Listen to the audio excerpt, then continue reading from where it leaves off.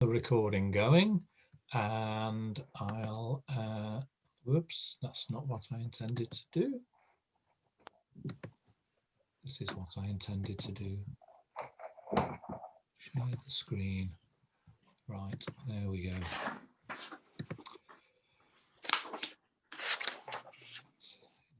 And excellent, good, we're off. So we're on to week 4. Buenas tardes a todos y todas. Bienvenidos a la lección 4 de Español Plus. La fecha hoy es el martes 10 de noviembre. So, does anybody know what year it is?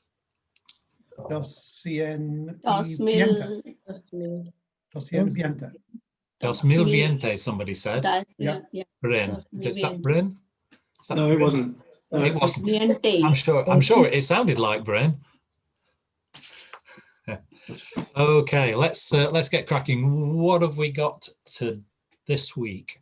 We're going to have a look at the homework from last week. Well done, everybody, with that. Everybody did a pretty good job, despite me trying to confuse you with place names and people names. But I'll make my apologies again. I thought we'd change things around. We've not had time to read our book properly, and I think quite a few of you find the reading and the discussion quite useful. So we've put that earlier in the lesson, and it's getting a bit exciting, isn't it? It's getting we're starting to look at Felipe's marriage problems.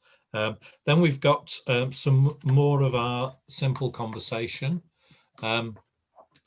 Animales extraños, strange animals. That's just a silly thing I saw. And we've got a little bit of translation at the end. So, empecemos. We begin. And let's start with the homework. I'll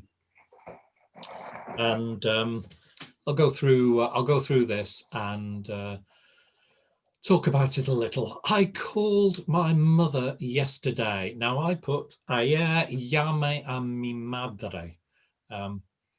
A lot of you, I think everybody wrote this correctly, but most people put llamé a mi madre ayer. That's not wrong. But it's how we do it in English. It's a sort of direct translation from the English, and I think the Spanish would usually put the time first. So, yesterday I called my mother. In English, we'd always say I called my mother yesterday. So, not wrong, but I would say ayer llamé a mi madre. I'm late because I met Franco and Carlos this afternoon. Now I said, llego tarde porque conocí a Franco y Carlos esta tarde.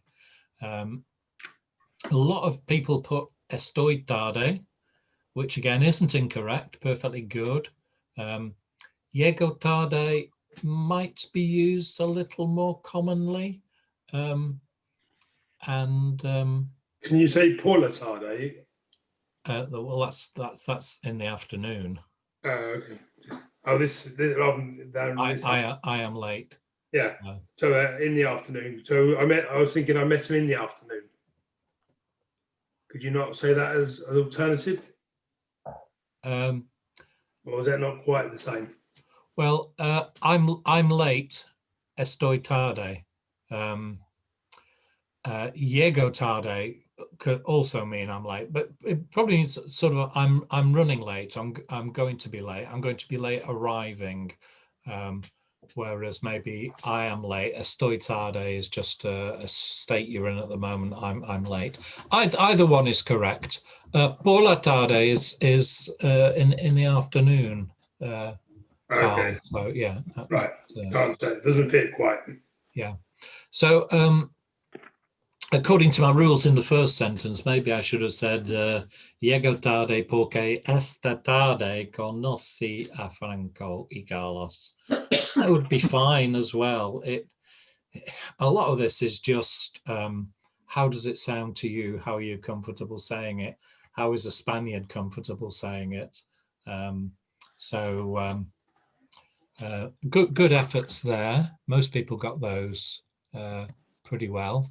Oh dear, this is where it all started to go wrong. Third question. So I was trying to think of a place in Spain that I knew, and there's this place in northern Spain called Vic, and it's a really nice little town. Well, it's quite a big town actually. It might even be a city. It's just to the west of Barcelona. Has anybody been there? Anybody been to Vic? No. No. It's well, it's a very old place. We used to stay there when we went to watch the motorcycle Grand Prix in Barcelona, the Catalunya Grand Prix, and it's a good place to stay because most of the traffic when you come out of the race circuit is heading back into Barcelona, and if you go west along the main road, it's dead quiet, so you can be back in Vic in no time, and you can always get somewhere to stay there. But it has a lovely square surrounded by its medieval houses, so it's a nice place. Anyway, I was thinking of somewhere in Spain that I could say, and I thought of Vic, and I didn't even think that it could be a man's name as well. Of course, most of you I did it as a man's name. assumed that it was a man's name. Yeah. So you put Vic, Yeah. which is perfectly correct. If it's a place, though, Vic, places don't get the a. Vic de nuevo or Vic de nuevo. You could also say volví a ver Vic. You know, I returned to see Vic. And also, not only did I confuse everybody with a Spanish town that sounds like a person, but I also put in some pretty poor English. It was 7 years since I was there. It is 7 years since I was there, of course. And hace 7 años desde que estuve ahí. I think most people got that pretty well too. Now what's happened to my PowerPoint? There we go. I looked for my son everywhere. Busqué a mi hijo, not mi hijo. You can say mi hijo, but it's quite hard to say. And the Spanish speakers I know all say mijo for my son. So busqué a mi hijo por todas partes. Quite a few people put en todas partes. Either's fine. They both mean everywhere. This morning I waited for Yolanda for an hour. Esta mañana esperé a Yolanda durante una hora. Durante is optional, as is por. You could say por una hora, durante una hora. You could just say una hora. That would be perfectly okay. You'd be understood by a Spaniard, whichever one you chose. So that's great. Did everybody who did their homework? Did you all get it back? Okay. Yep. Yes. Thank you. Yeah. Did anybody not get it back? No, I didn't, Eric. Sorry? I didn't. Who was that who didn't get it back? John.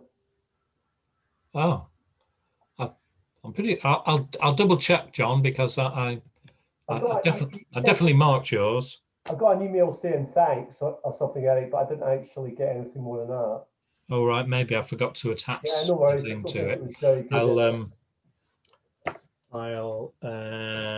Where's my pen gone? Here it is. I'll double check because I definitely looked at yours, John. Okay, cheers. So I'm quite famous for writing an email and sending it and forgetting to add the attachment. So it's not unheard of. I am going to wait for you here. Now I said te voy a esperar aquí. Perfectly correct. You can also say, which a lot of people did, voy a esperarte aquí. So when you have a verb, when you have two verbs together, the first one gets conjugated. The second one remains in the infinitive. And when you have a verb in the infinitive, you can hook a pronoun on the back. I think it's really just whatever you find easier to remember and whatever you find easier to say. I tend to find te voy a esperar easier to say than voy a esperarte. So the position of the pronoun is perfectly good in either place in that sentence. I was married in 1974, and I said I want the date spelled out in English. 1974, 1974. That's how the Spanish spell out dates, not 1974 as we do, 1974. Now, when it comes to I was married, we got a few different ways of writing it here. Some people use the imperfect tense, estaba casada, and some use the preterite of estar, estuve casada, I was married. Now, I don't think either of those are correct.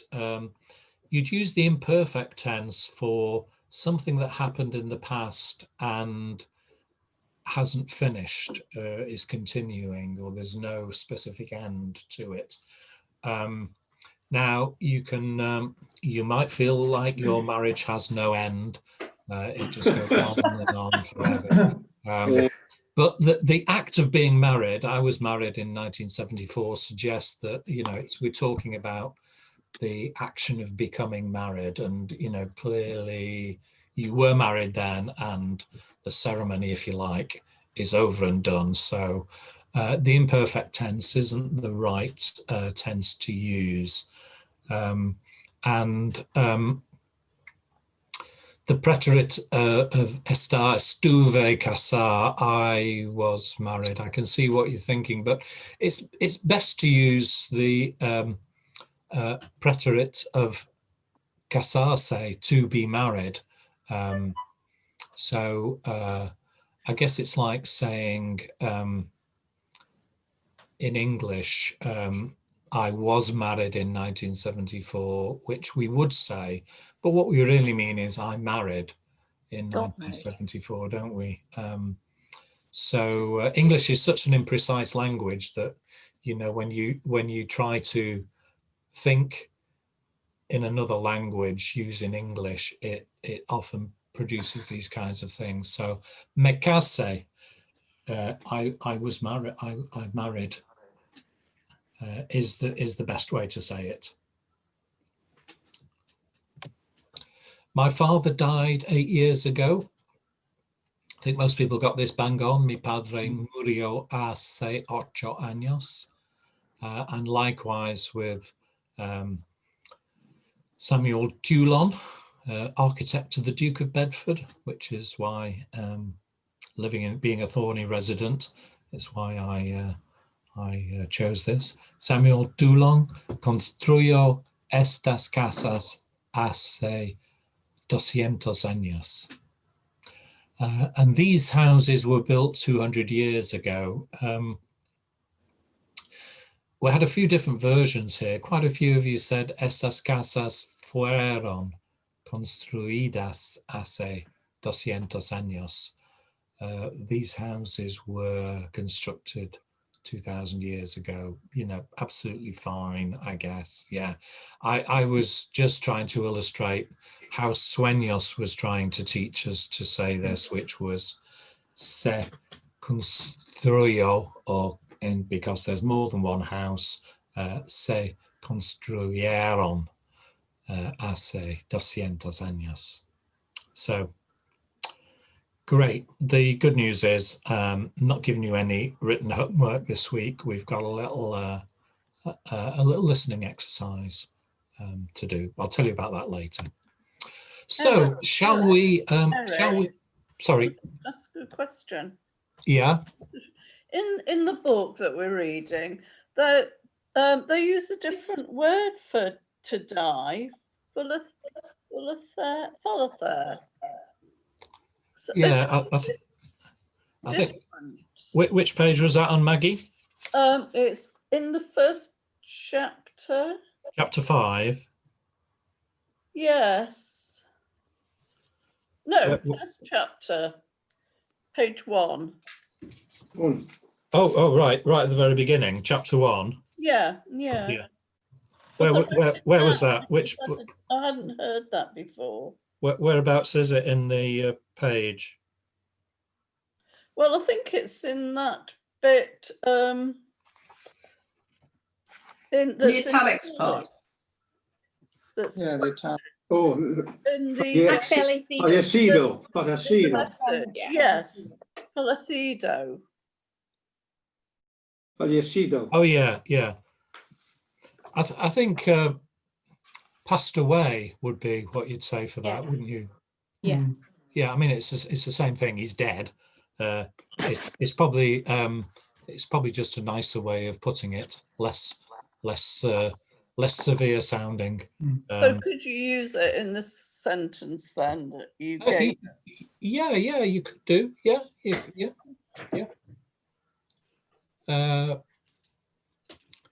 Yeah, you could, I guess, if you wanted to. Is that what you did? Yeah. What did you say? In my mind. I've You just said- sing it in the novel. Did you put some? So did you put it in the preterite or in the perfect tense? He used the perfect tense in the Crimen en Barcelona, didn't he? Has passed away. Yeah, I used it in the perfect tense. Yeah. So my father's passed away 8 years ago. So the perfect tense is a bit of a funny one. The Spanish and a few South American countries use the perfect tense for, instead of the preterite, for events that have happened very recently, typically within the last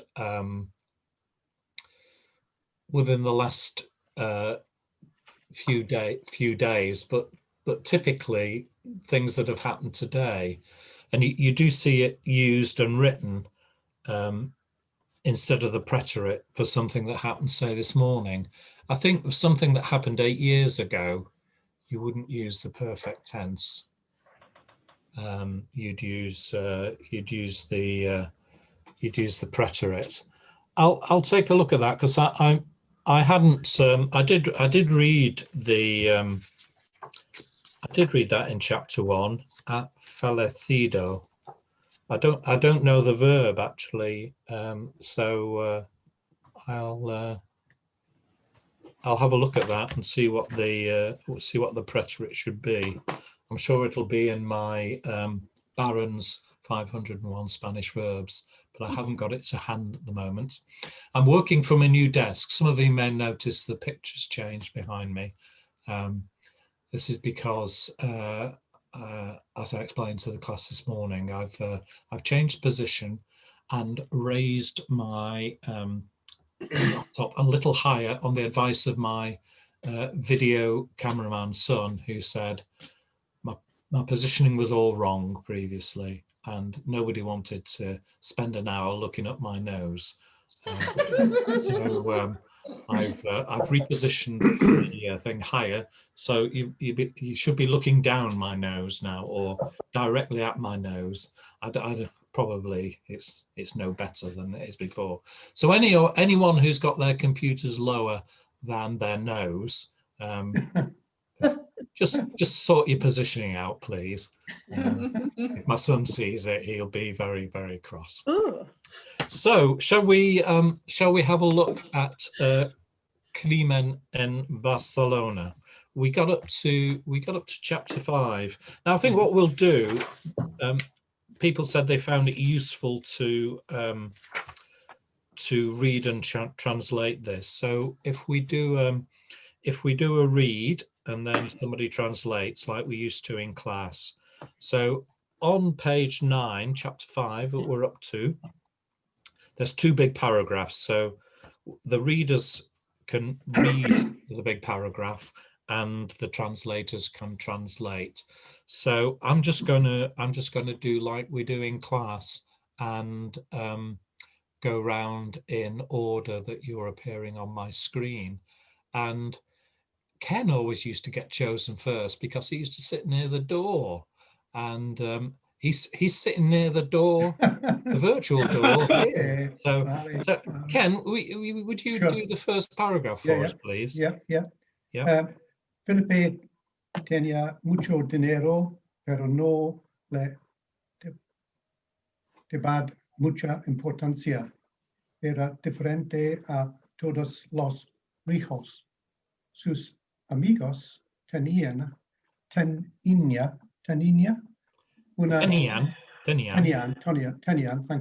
una docena de autos, yates y hasta jets privados. Gastaban 1,000 euros en ropa en vinos. Pero Felipe no necesitaba nada de eso. Él se senta cómodo con ropa modesta. No necesitaba comer en restaurantes lujosos.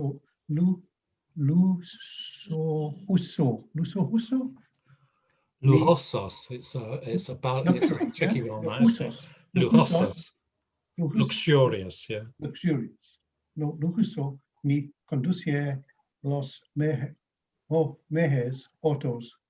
Para él tener mucho dinero era algo normal. Ya desde pequeño habían conocido la abundancia económica. Su esposa Lina, en cambio, era totalmente diferente. Thanks, Ken. Brilliant. Can I just point a couple of things out? Please. Yes, please. Just watch your E's. Your a Spanish E is an e. So make sure you don't say E in a word when it's an E. Say e. So e for E. E, of course, is I, the English I. So there is an E sound in Spanish, but it's an I. E is. Also, being a Geordie, of course, we always say E man. Sorry. You're just going to have to overcome that handicap, I'm afraid. There's a problem. You can take the man out of Newcastle, but you can't take the Geordie now. The other thing I'd ask you to work on is make sure you sound every letter in every word. So necesitaba. Okay. I think you have a tendency to, when you come to a long word, miss a chunk out in the middle. Now, we can tell what you're saying, but we're reading it. And if you were talking to a Spaniard, I think you'd be making it quite difficult for him or her to understand. The Spanish have every letter in every word sounded. And as we know, the stress of the word is important, particularly if there's an accent in there. So when we're trying to make ourselves understood, it's really tricky to do it. And we do we do often revert to just how we do it in English because it's so familiar to us. So thank you for that. Thank you. Now you're moving chairs. Bryn's got his hand up, his electronic hand up. Oh, did I? You did, Bryn, yeah. Did you not mean to? No, it's all right. Carry on, carry on. Oh, okay, thank you. So the next person on my list is Lorna. Oh, so would you would you yes, be okay to translate, Lorna, please? certainly, yeah. Philip had a lot of money. Felipe had a lot of money, but he didn't give it much importance. Mhm. He was different from all the other rich people. His friends had a dozen cars, yachts, and even private jets. They spent thousands of euros on clothes and wines. But Felipe didn't need any of those. He felt comfortable in modest clothes. He didn't need to eat in luxurious restaurants nor drive the best cars. To him, to have a lot of money was something normal. Since he was little, he had known economic abundance. Funny thing to say. His wife, Lena, on the other hand, was totally different. Yeah, excellent. Good. There's lots of the imperfect tense in there, isn't there? Necesitaba. What else have we got in there? Gastaban. Lots of imperfect. So the writer is talking about things in the past, not necessarily how things used to be or how things were, and there's no specific date on it or finish on it. So using the imperfect tense there is the right thing to do, absolutely the right thing to do. Any interesting points? Asta hets privados, even private jets. Asta, we're used to using asta as until or since. It can also mean even when it's used as an adverb. So an example of it there.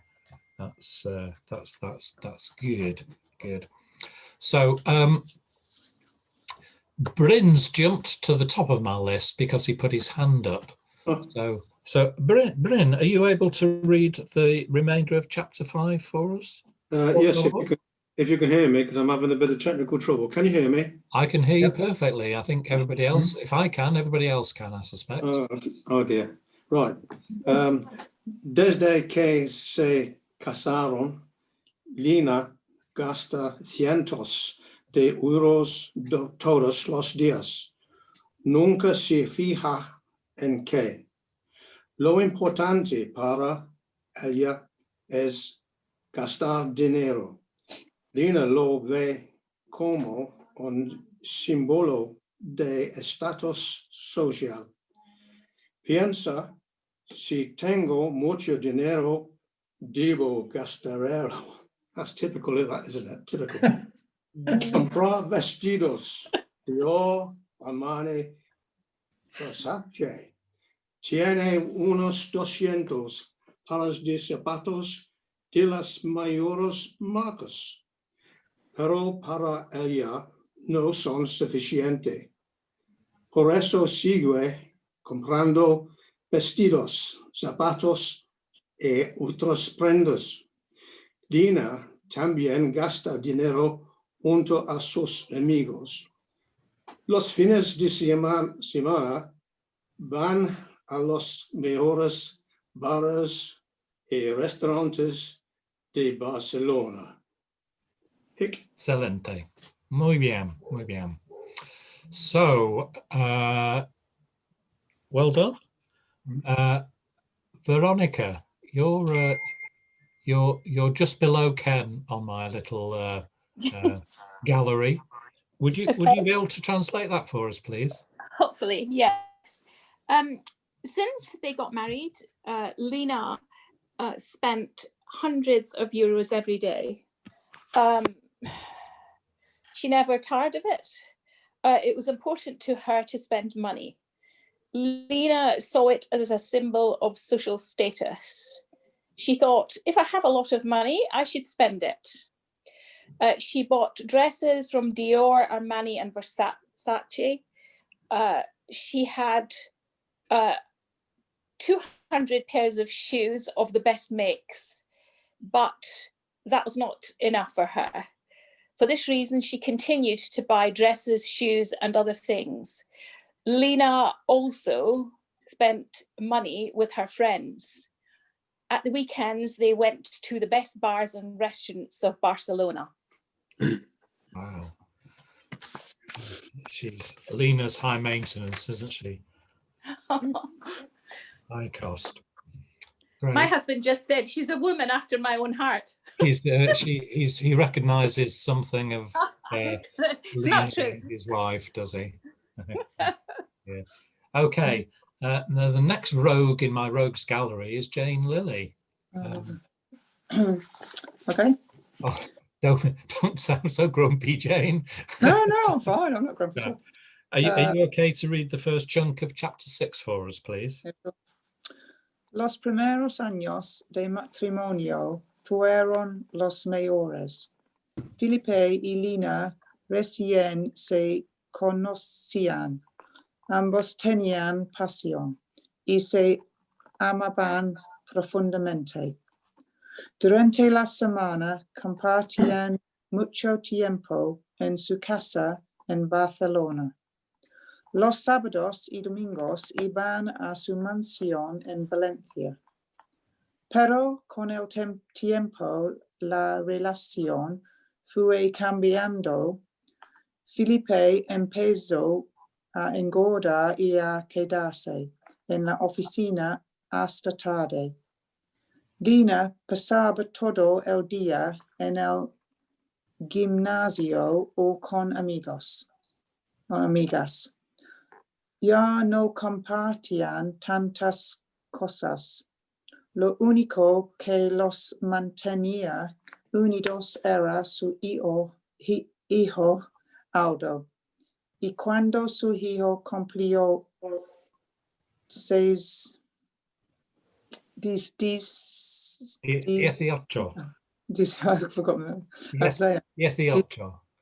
18 años, todo empezó a derrumbarse. Yeah, brilliant. That was very good. Derrumbarse. Don't forget right at the end. You threw an English vowel in. Well done, Jane. That was really good pronunciation.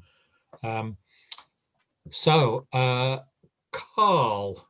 Eric, can I ask a question? Why did they put fue before cambiando, before the relationship changed? Fue cambiando. Why do you need cambiando is the present participle, so it means changing. So you've got to have this. Okay. The relationship was changing rather than the relationship changed. Okay, understand. Thank you. Right. Carl, are you okay to translate? Hello, we go. Yeah, come on. The first years of marriage were the best. Philip and Lena had recently met. There was passionate love, or profound love. Yeah. Had a passion and a profound love. Yeah.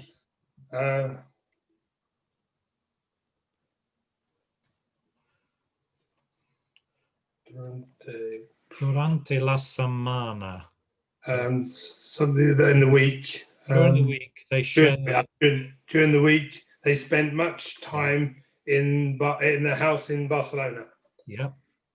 The Saturdays and Sundays, they went to their house in Valencia. Yeah. But with the time Well, with time, the relationship changed. It's changing, yeah. Was changing. Philip started to get fat and spent more time at the office. Mm-hmm. Stay late in the office. Stay late in the office. Okay. Lena spent all the days at the gym with her friends, or with her friends. Yep. They did not spend time. No, they spend some things. They didn't share Share things. They did not share the same things. many things. Yeah.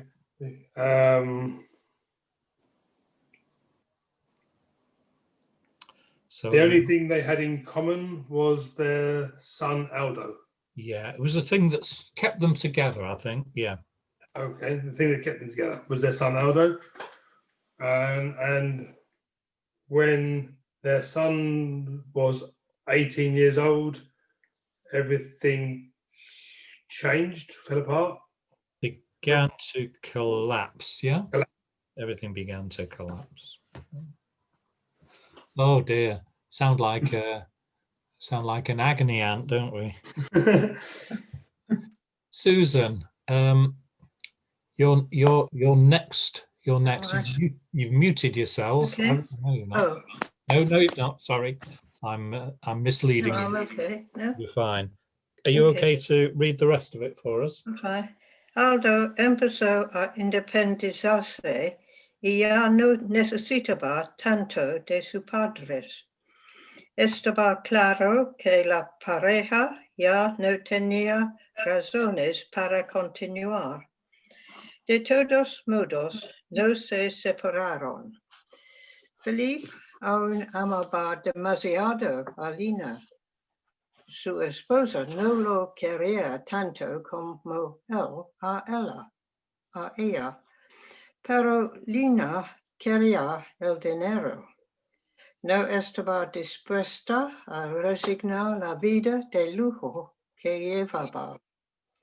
Al seguir, juntos ambos tenían lo que querían. Felipe podía tener a Lina a su lado. Y Lina podía disfrutar de todo el dinero de Felipe y mantener sus privilegios de esposa. Muy bien, gracias, Susan. Don't forget when you've got a G and a U together, the U isn't pronounced, it just hardens the G. Normally, if you get a G and an I, it would be it would be a H sound rather than a G, hard G. So Segure, how do you pronounce Segure? Segure. It's just Segure. Segure. So the U isn't pronounced at all. Yes, that's a good example, Segure. Yeah, Segure. So simply Segure. It just hardens the G because otherwise it would be Segure. So Segure. Well done. Who's it's Jill's next in the role? Jill Falls. Are you okay to translate, Jill? Aldo began to become independent, and he didn't need his parents so much. It was clear that the couple no longer had reasons to continue. All right? Yeah. Stay together. Anyway, they didn't separate. Felipe still loved Lina a lot. His wife didn't love him as much as he loved her, but Lina loved the money. She was in no hurry to give up the luxurious life she led. by remaining together, they both had what they wanted. Philippe could have Lena at his side, and Lena could enjoy all his money and keep her wifely privileges. Not quite right. Yeah, poor Lena, she's being portrayed as a bit of a gold digger, isn't she? I'm sure she's getting a bad press. She's getting the Daily Mail treatment here. I did. My husband used to work away from home quite a lot, and I came up with the saying that I had all the advantages of marriage without the hassle of a husband. It's a good arrangement. I can say this. He's gone out on his bike now. You're keeping the tradition going. Well, no, things have swung round now. We're in each other's presence nearly all the time. So anyway. Okay, we'll finish there, I think.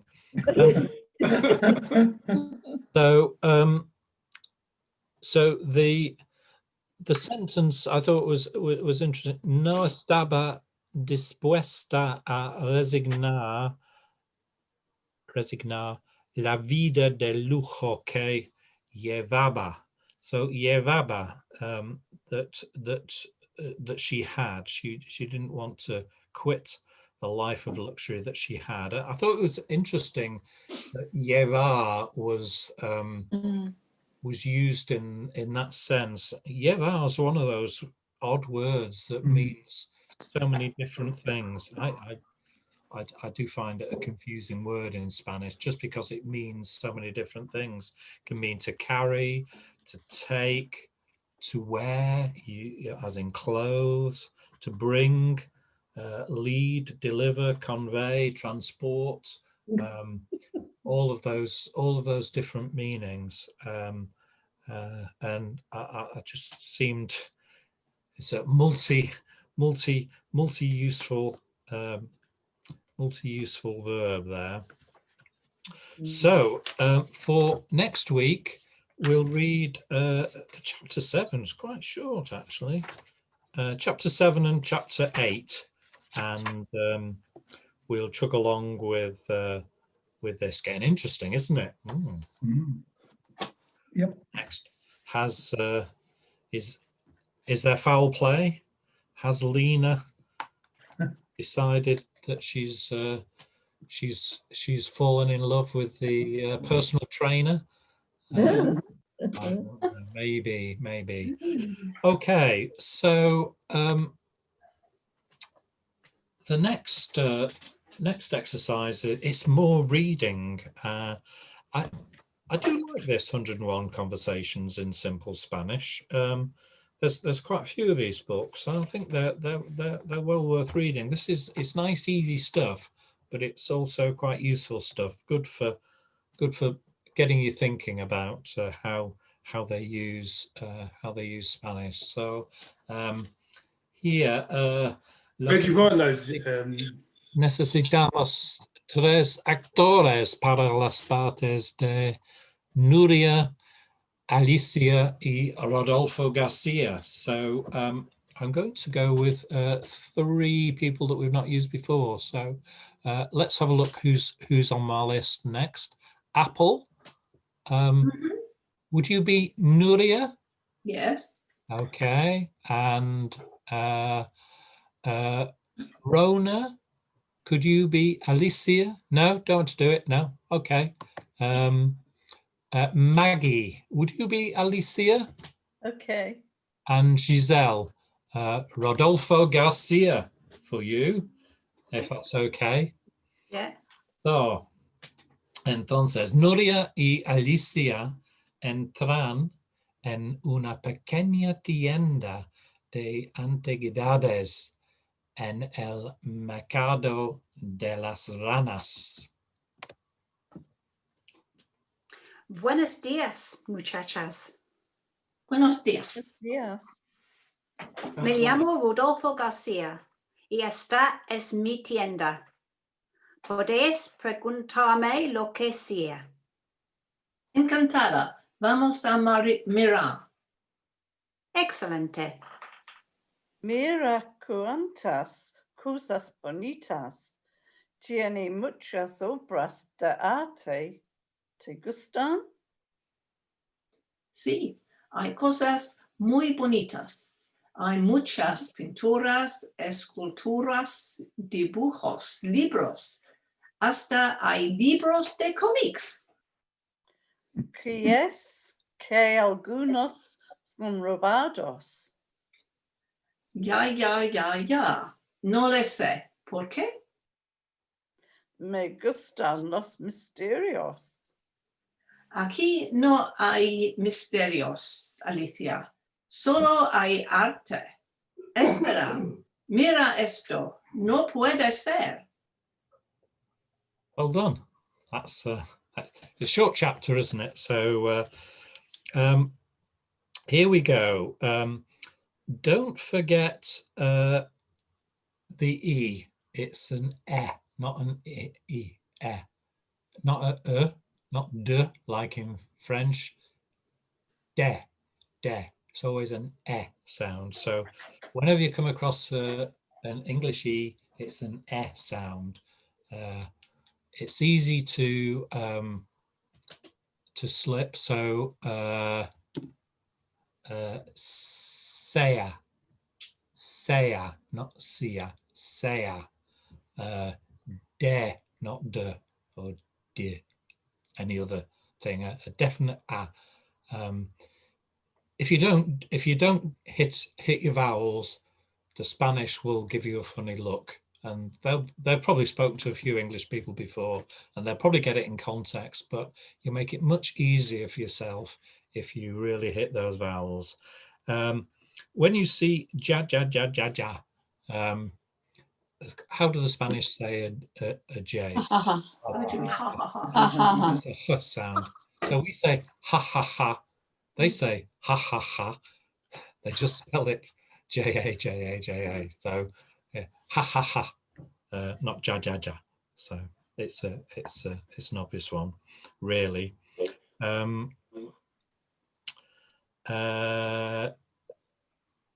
We've got this word hasta again for even, which is interesting because that was in the previous book. Hasta hay libros de cómics. They've even got comic books. I do think this shopkeeper's very forward, very cheeky. He calls them muchachas again, doesn't he? And he's addressing them in the informal. Now, if I was in a Spanish shop, I'd expect to be addressed in the formal. Maybe it's because a couple of young girls. Rodolfo Garcia thinks he can get away with being a bit cheeky to them. I'm not sure I approve. I think he's a very informal shopkeeper. You notice the same with the taxi driver. The taxi driver, he was cheeky as well. I wasn't. I was a taxi driver. I thought I was quite polite.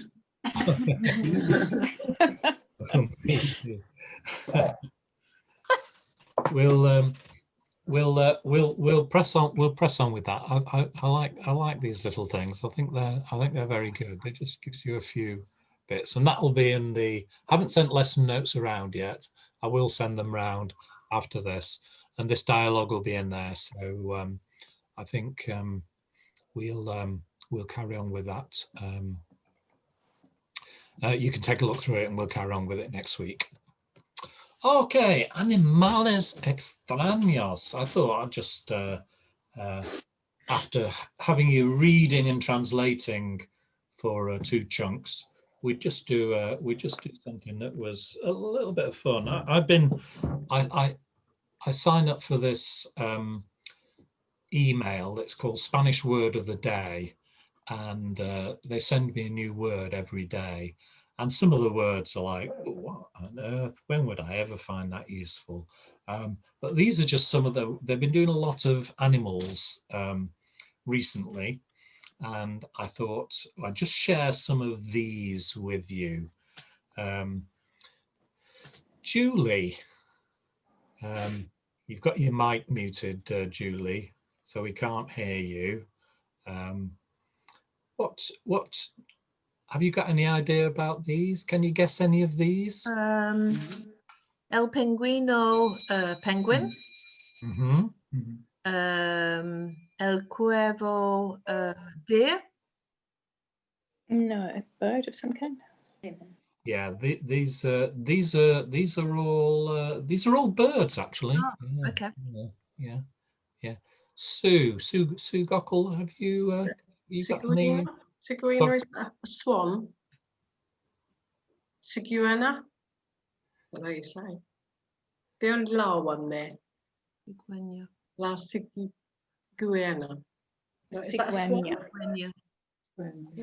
Ciguena. Ciguena. Is it a swan? So we've got a nya in there. Yeah. We've also got some examples of where the U after the G doesn't harden the G.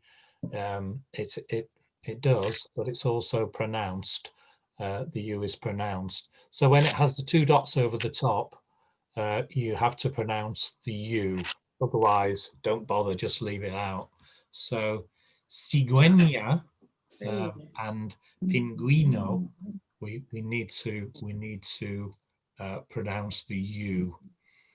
Okay, ganso. There's a bit of a clue if you Goose.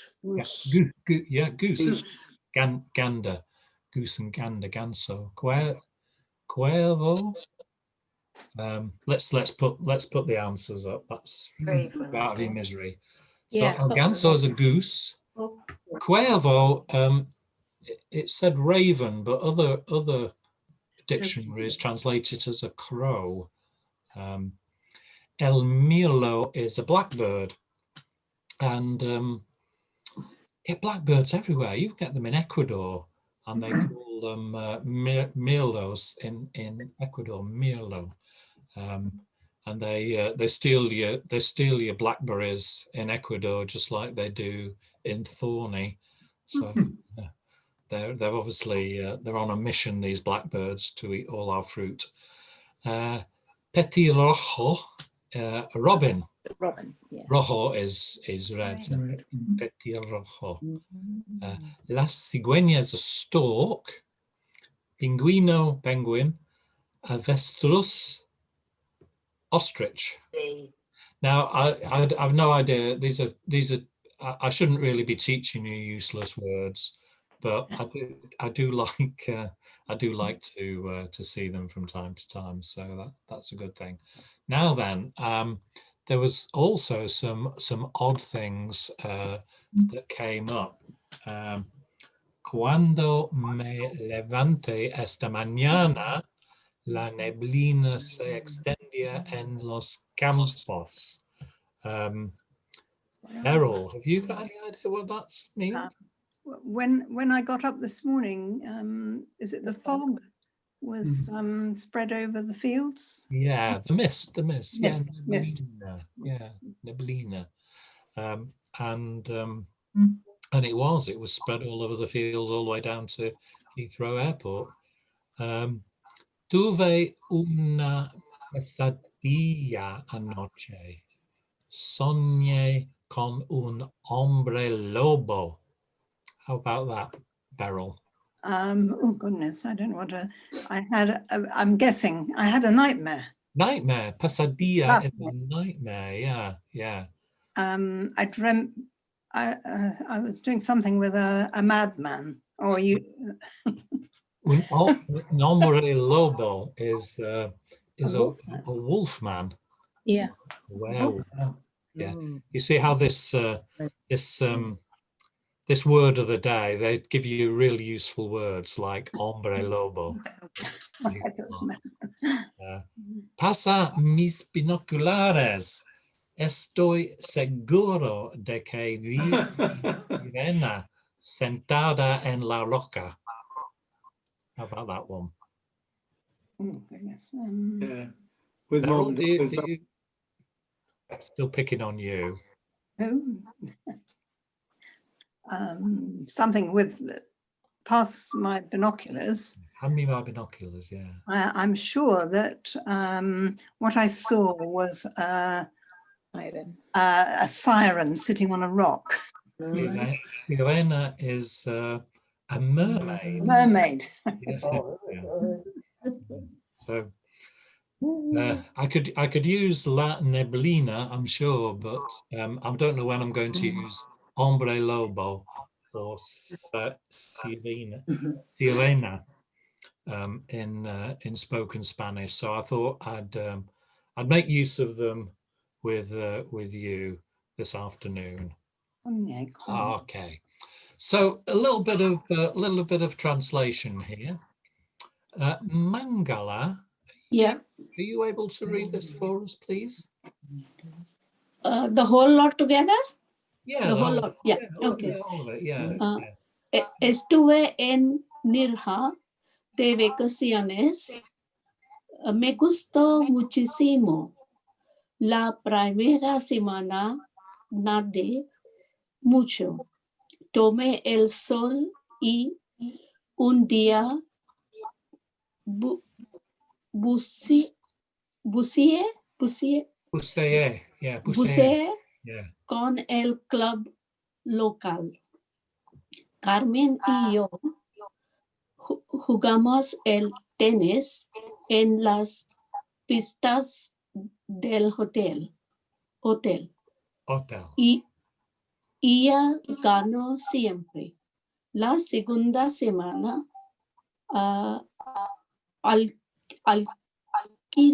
alquilé un coche y en dos ocasiones fuimos a la Sierra Nevada. Esquiamos en Prado Llano.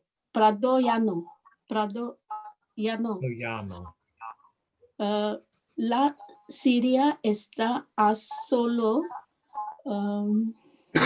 80 kilómetros de la playa.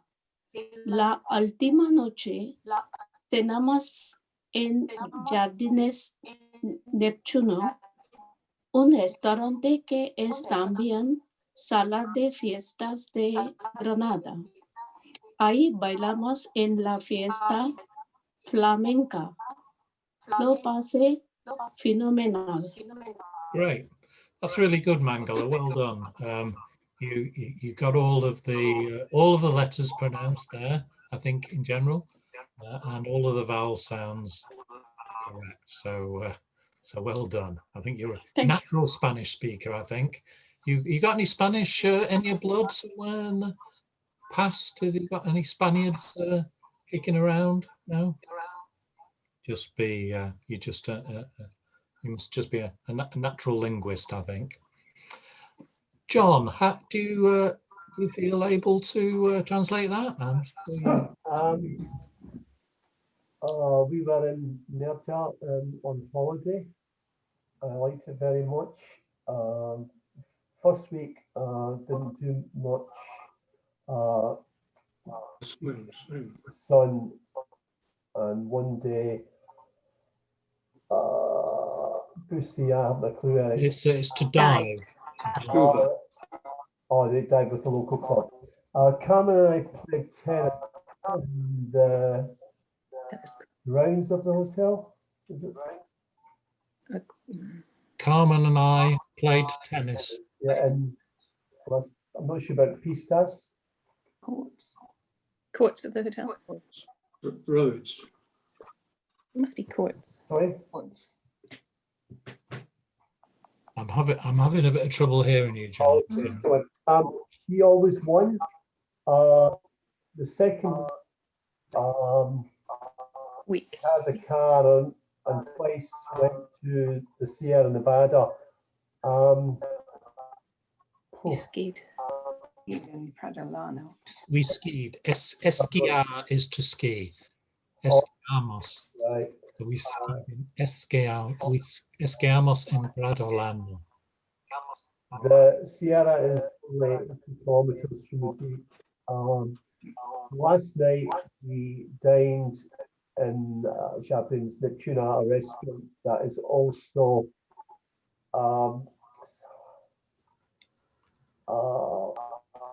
I'm not sure. It's a it's a party room, I think. Yeah, Sala de Fiestas. Right, I guess it's like a nightclub. Right, of the parties of parties. We danced at we danced flamenco at the party. I was phenomenal. Lo pasé fenomenal. It was phenomenal. So he's had a nice time in Nerja. Has anybody been to Nerja? It makes me Yes, homesick. yeah. I should be there at the moment. Oh, should you? All right. It's a nice place. Fantastic. Lovely little place on the coast there. I guess if you've been to Nerja, you've been to the caves. Yeah. Yep. Yeah, it's famous for it's got a huge cave. It's very famous for its cave.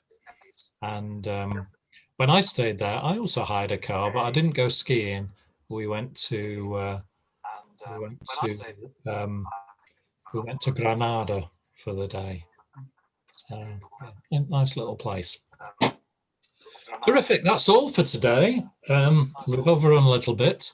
Nos vemos la próxima semana. Take care. Thank you very much. I'm going to send round Hasta el martes. some stuff to do and some lesson notes. So see you all next week. Yeah. Okay, gracias. Bye bye. Adios. Adios. Oh, I touched the wrong thing, so now I don't think it's off, John. Thank you, bye. Cheers.